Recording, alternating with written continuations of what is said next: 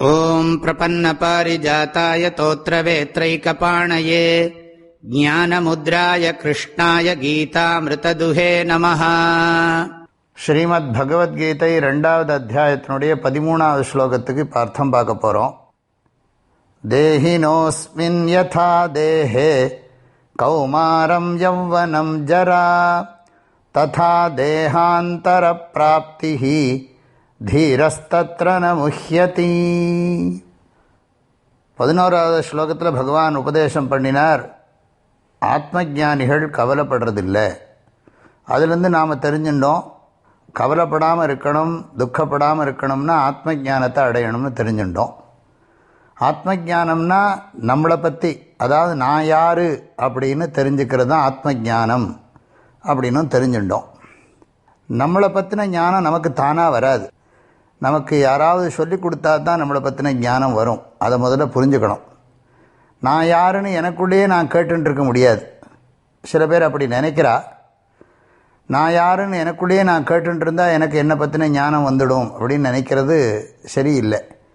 ஏன்னா சரியான பிரமாணத்து மூலமாக தான் ஞானம் வரும்னு சாஸ்திரத்தில் சொல்லப்பட்டிருக்கு. ஆதிசங்கரர் சாஸ்திரத்து மூலமாக தான், ஆச்சாரியன் மூலமாகத்தான் தன்னை பற்றின ஞானத்தை தான் அடைய முடியும் அப்படின்னு உபதேசம் பண்ணியிருக்கார். நானே என்னை பற்றி எங்கிட்டே கேட்க ஆரம்பித்தேன்னா என்னை இப்படி தெரிஞ்சுக்க முடியும்? நானும் அஞ்ஞானி, என்னை பற்றின ஞானம் எனக்கு இல்லை. என்னை பற்றின ஞானம் எனக்கு இல்லாத போது என்னை பற்றின ஞானம் எனக்கு எப்படி தானாக வர முடியும்? அது பொதுவாக புரிஞ்சுக்கணும். எப்போவுமே உலகத்தில் ஞானம்ங்கிறது அதுக்குள்ள சாதனத்து மூலமாக தான் அடையப்படுறது. தன்னை பற்றின ஞானம் தனக்கு தானாக வரும்னு நினைக்கிறது சாஸ்திரப்படி சம்பிரதாயப்படி தவறுங்கிறத புரிஞ்சுக்கணும். அதனால் பகவான் என்ன பண்ணுறார், அதுக்குன்னு பொறுமையாக ஆத்ம ஞானத்தை அர்ஜுனனுக்கு உபதேசம் பண்ணுறார். ஆத்மாவோட லக்ஷணம் முதல்ல சொன்னார். ஆத்மா நித்யஹா, ஆத்மா நித்தியம்னு சொன்னார். அதுலேருந்து நாம் என்ன புரிஞ்சுக்கணும்? நான் நித்தியமானவன், என்னை சார்ந்திருக்கிற நான் அல்லாத அனாத்மாவான இந்த உடம்பு அனித்தியமானது அப்படிங்கிற ஒரு ஞானம் நமக்கு வந்துடுத்து.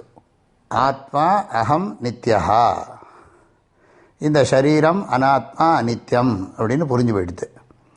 இந்த ஸ்லோகம் என்ன சொல்கிறதுன்னா அதையே கொஞ்சம் விளக்கி சொல்கிறது. இந்த உடம்பில் நமக்கு குழந்தை பருவம், வாலிப பருவம், முதுவ பருவம் மாறுறது. ஆனால் நான்கிற ஒரு தத்துவம் மாறுறதில்லை. குழந்தையாக இருந்த நான் தான் வாலிபனாக இருக்கேன், வாலிபனாக இருந்த நான் தான் வயசானவனாக இருக்கேன். இந்த நான்கிறது மாறல, உடம்போட தன்மை விகாரங்கள்லாம் மாறி இருக்கு. அப்போ நான்கிற தத்துவம் மாறாமல் இருக்கு.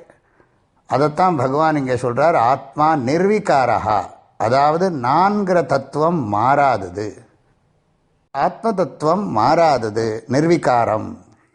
அனாத்மாவான உடம்புங்கிற தத்துவம் மாறக்கூடியது, சவிகாரமானது.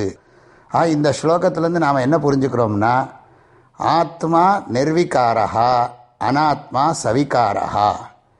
ஆத்மா நிர்விகாரம்னா நான் புரிஞ்சுக்கணும், நான் மாறாதவன், என்னோட உடம்பு மாறிண்டு தான் இருக்கும். அதுக்கு இந்த ஸ்லோகத்தில் இந்த விஷயம் இப்படி சொல்லப்பட்டிருக்கு. அஸ்மின் தேஹே யதா கௌமாரம் யவ்வனம் ஜரா பவதி ததா தேகாந்தர பிராப்திஹி பவதி. இந்த உடம்பில் எப்படி கௌமாரம் யவ்வனம் ஜரைங்கிற பருவங்கள்லாம் வர்றதோ அப்படித்தான் இன்னொரு உடம்புக்குள்ளே இந்த சரீர ஆத்மா போகிறதும் ஆகிறதுங்கிறார். தேகாந்தரம்னு சொன்னால் ஒரு உடம்புலேருந்து இன்னொரு உடம்புக்கு ஆத்மா போகிறது. ஆக இந்த குழந்தை பருவம் செத்து போய் வாலிப பருவம் வர்றது, நான் செத்து போகிறதில்லை, பருவந்தான் செத்து போகிறது. வாலிப பருவம் வருது, வாலிப பருவம் செத்து போய் அதுக்கப்புறம் முதுமை பருவம் வருது. அப்படியே முதுமை பருவம் செத்து போகிறது, உடம்பே செத்து போகிறது, நான் இன்னொரு உடம்புக்குள்ளே போயிடுறேன். உடம்பு மாறுறதை பற்றி எப்படி நாம் குழந்தை பருவத்திலேருந்து வாலிப பருவத்துக்கு வரும்போது துக்கப்படுறது இல்லையோ, வாலிப பருவத்திலேருந்து வயசான பருவத்துக்கு போடுற போது துக்கப்பட முடியாதோ, துக்கப்பட தேவை இல்லையோ, துக்கப்படுவோம், இருந்தாலும் கூட அது பருவந்தானே மாறுறது. அது மாதிரி இன்னொரு உடம்புக்குள்ளே இந்த ஆத்மா போகிறதும் மாறுறது.